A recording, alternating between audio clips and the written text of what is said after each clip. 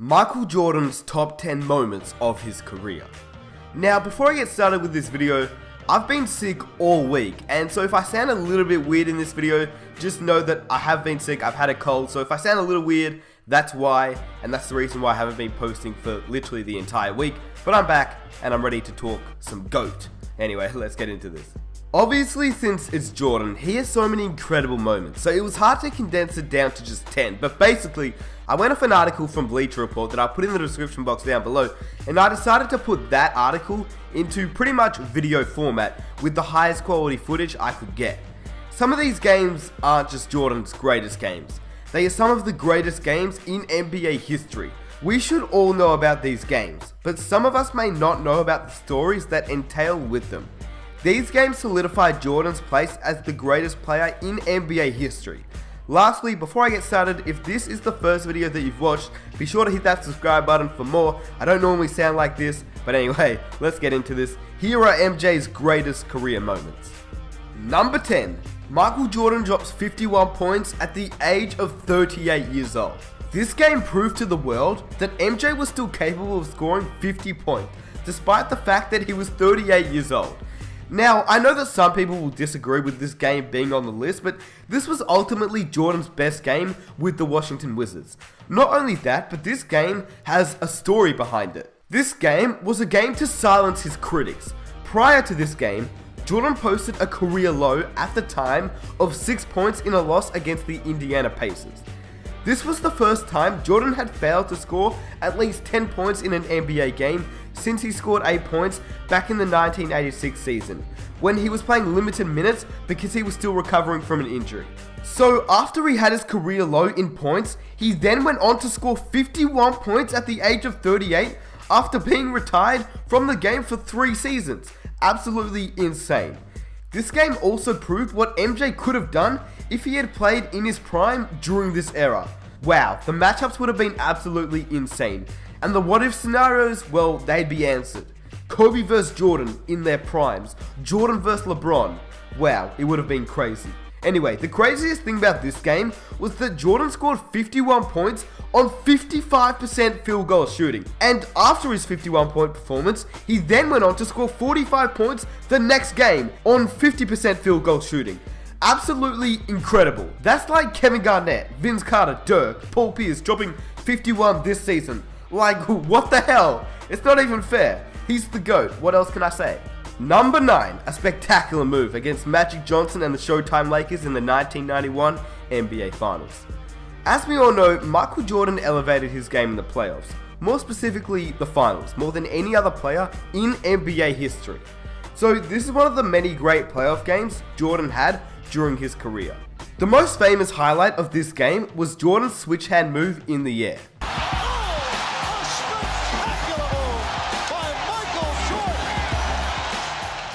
But that amazing move wasn't the only reason why this game is so great. This was game 2 of the 1991 NBA Finals, and the Bulls had lost game 1. So this game was crucial for them. Otherwise, they would have gone down 0-2 heading to LA. Jordan's performance was so great, one of his greatest performances ever in fact. He scored 33 points and recorded 7 rebounds, 13 assists, 2 steals, and 1 block. That was a great all-around game by Jordan. He also had an amazing shooting performance as he shot 83.3% from the field, which is absolutely insane. That means he took 18 shots and made 15 of them, which is absolutely ridiculous. This was the game in which he also made 13 consecutive field goals. This is an NBA record, and this is not even his best finals game, which is just ridiculous in my opinion. Number 8, the shrug, in the 1992 NBA Finals. We have here another great finals performance. This game was important because it proved that Jordan had no real weaknesses. We all know that Jordan wasn't a great 3-point shooter, but to his credit, I must say that at the time that Jordan played, 3-point shooting wasn't all that big. And well, he didn't really care about shooting from 3-point range. To be honest, it's Jordan. If he wanted to shoot threes, he probably would have been able to. But this was the game where Jordan would answer the world and show that he could shoot threes, because when the Bulls wanted him to shoot threes and make them, he would do it. This is yet another game in which Jordan posted an NBA record. In fact, Jordan posted not one NBA record, but 2. He scored 35 points alone in the first half and he made 6 3-pointers during the stretch. His 6 3-pointers record would eventually be broken by Ray Allen, but his 35 first half points is still an NBA record. Jordan finished the night with 39 points, 3 rebounds, 11 assists, and 2 steals, while shooting 59% from the field in just 34 minutes. We all know about this game, it's the shrug, but the fact that he answered all the people that said he couldn't shoot is just a testament to how good he was. Number 7, the double nickel against the New York Knicks. Jordan always saved his best for the New York Knicks. He loved playing against Starks, he loved playing against Ewing, and he loved beating Pat Riley. He's had great performances against this team, but this was by far the best one. We saw earlier that Jordan had a great game despite the fact that he was old and rusty. Well, that was not the first game he had done that. This game was Jordan's 5th game after being away from the game for 21 months. It also was a game on the road, in New York. The Knicks were the 2nd seed in the East, so this was a good and tough matchup. He scored 55 points on an amazing shooting night. He went 21 from 37 from the field, which is around 57%. I mean, who scores 55 points on 57% shooting in a 5th game on the road against a good team after being away for so long? Only Jordan can do that. Number 6, the shot against the Cleveland Cavaliers in the 1989 Eastern Conference Finals. Not much to say on this moment. We all know what happens. We all know this game from the famous buzzer beater Jordan had over Craig Elo to eliminate the Cleveland Cavaliers in the first round. It was a road game, and Jordan had a great all-around performance. He scored 44 points, shooting 53% from the field, and added 9 rebounds and 6 assists. But we know this game as the shot, and it's one of Jordan's finest moments. The inbounds pass comes into Jordan. Here's Michael at the foul line. A shot on Elo. Good! The Bulls win! They win! Number 5, the showdown during the 1993 NBA Finals. This is one of the greatest finals performances in NBA history. Jordan scored 55 points, which tied the 2nd most points scored in an NBA Finals. Jordan did what he did best, attack the basket. The Suns with their superstar Charles Barkley just couldn't stop him. Jordan helped the Bulls win this game and put the Suns in the 3-1 hole. He would add 8 rebounds and 4 assists to his amazing scoring performance. Unfortunately for Charles Barkley, Michael Jordan was probably the main reason why he never got a ring, which is quite sad, but that just shows Jordan's greatness. Number 4, 69 points against Cleveland. Michael Jordan seriously loves playing up against Cleveland. Surprisingly, no, this isn't an NBA Finals game or even a playoffs game, but a game where you almost drop 70 points doesn't go unnoticed. This was Jordan's career high in points. It was a road game against the tough and talented Cleveland Cavaliers. And some will use the overtime excuse to diminish this achievement, but scoring 69 points in a close game is much harder than scoring 69 points when your team is winning by double digits. Jordan finished the night with 69 points, shooting 62% from the field, 18 rebounds, 6 assists, 4 steals, and 1 block. It's certainly one of the greatest all-around performances in NBA history. And this was Jordan's career high in points, like I said, so this is definitely worthy of the number 4 spot. It still amazes me how Kobe and Jordan could score this many points in the era that they were playing in. It's just incredible. Anyway, let's get on to number 3. Number 3, the flu game. This performance is arguably Jordan's greatest performance ever. A Game 5 is crucial in the best of 7 final series when the series is tied at 2 games apiece, since the winner of that game would be 1 win away from the championship. The Game 5 winner in the NBA Finals ends up winning the series most of the time. The momentum was on the side of the Utah Jazz, and it didn't make things easier for the Bulls playing on the road. But this was not the biggest problem the Bulls had. Jordan was diagnosed with a stomach virus. Just by watching the game, one could see how sick and fatigued Jordan was feeling that night. But this flu wasn't going to stop Jordan. He knew the importance of this game, so he was playing against all odds. The Jazz though, they took an early 16-point lead. And at first, it would seem like the Bulls would never recover from that deficit. And it seemed almost impossible. But they did, thanks to Jordan. He scored 17 points in the second quarter alone to cut the lead to just 4. Then, with less than a minute to go in the fourth quarter, the game was tied. And then, MJ just did what he does best. Jordan hit a 3-point shot to give his team the lead. the Bulls would win the game, heading back to Chicago with a 3-2 series lead, thanks to Jordan's heroic efforts. Jordan finished the night with 38 points on 48% field goal shooting to go along with 7 rebounds, 5 assists, 3 steals, 1 block, and 44 minutes played, including 15 points in the fourth quarter, and the game winner. Number 2, Jordan dropped 63 points on Larry Bird. This could easily be the greatest game in Jordan's career. Jordan scored 63 points in a double overtime playoff game against the Boston Celtics, who at that time were at the peak of their power. This is still an NBA record for the most points scored in a playoff game. But what makes this game so great is more than that. Let's start off with the competition.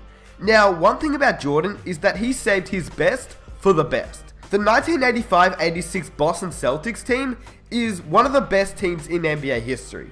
This team had a 67-15 record, including a 40-1 record at home. It featured 5 Hall of Fame players: Larry Bird, Kevin McHale, Robert Parrish, Dennis Johnson, and Bill Walton. Bill Walton was obviously past his prime, but he was still an MVP at one point. Yeah, well, those were before the injuries. Anyway, the team was 3rd in the offensive rating and 1st in defensive rating. Scoring 63 points against a team like that is no easy task, especially when one of those players, Dennis Johnson, made the all-defensive team multiple times.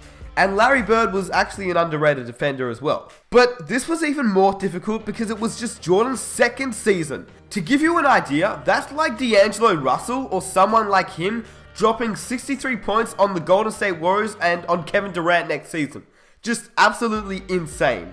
Obviously, D'Angelo's not going to do that. He's not as good as Jordan. He's just a snitch. Just kidding. I'm kidding. But like I said, this was Jordan's 2nd season in the league. Not only that, but he missed 64 games and he still had one of the greatest games in NBA history. He also added 5 rebounds, 6 assists, 3 steals, and 2 blocks. What makes this scoring performance even more impressive is the fact that Jordan didn't even have a single 3-point shot.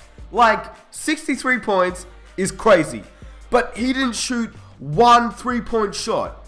What the hell? Insane. And number 1, the last shot in the 1998 NBA Finals. Let's just set the scenario for those that don't know, which I'm pretty sure you all should know, but if you don't, the Bulls entered the game with a 3-2 series lead over the Utah Jazz. But Game 6 was in Utah, not in Chicago. A 7th game would have been played in Utah as well. The odds favored Utah to win this game and send the series to a 7th game. The momentum was on the side of the Utah Jazz, and few teams have won a finals game 7 on the road. So the pressure was on the Bulls. To make things worse, Pippen was dealing with some injuries of his own. He played only 26 minutes in this game because he had a back injury. As you can see, virtually everything was against Chicago. Add to the fact that this was Jordan's last game in a Bulls uniform, and it was supposed to be his last game in the NBA. The game was ultra competitive. It was so competitive, in fact, that with less than 1 minute left in the fourth quarter, the game was tied. But John Stockton hit a shot from 3 to break the tie and give the Jazz a 3-point lead with just 41.9 seconds left remaining. At first, it would seem that the Utah Jazz won the game, but with Jordan on the floor, as we know, anything is possible. Jordan attacked the basket on his next play and scored within 4 seconds to cut the lead to just 1. Chicago had to play great defense and hope for a Utah Jazz turnover or a missed shot. The turnover came when MJ took the ball away from Malone's hands. He scored with just 5.2 seconds left to give the Bulls a 1-point lead. The Jazz missed their last shot and the Bulls won the game and the NBA championship. Jordan finished the night with 45 points, including 16 in the fourth quarter. When the Bulls were trailing by 3 with less than a minute to go, Jordan made 3 crucial plays to lead the team to victory. This is what I call being clutch, not just some game winner in an insignificant regular season game. So yeah, that's pretty much it. I mean, the time he told Dikembe Mutombo that he would hit a free throw with his eyes closed was pretty dope too.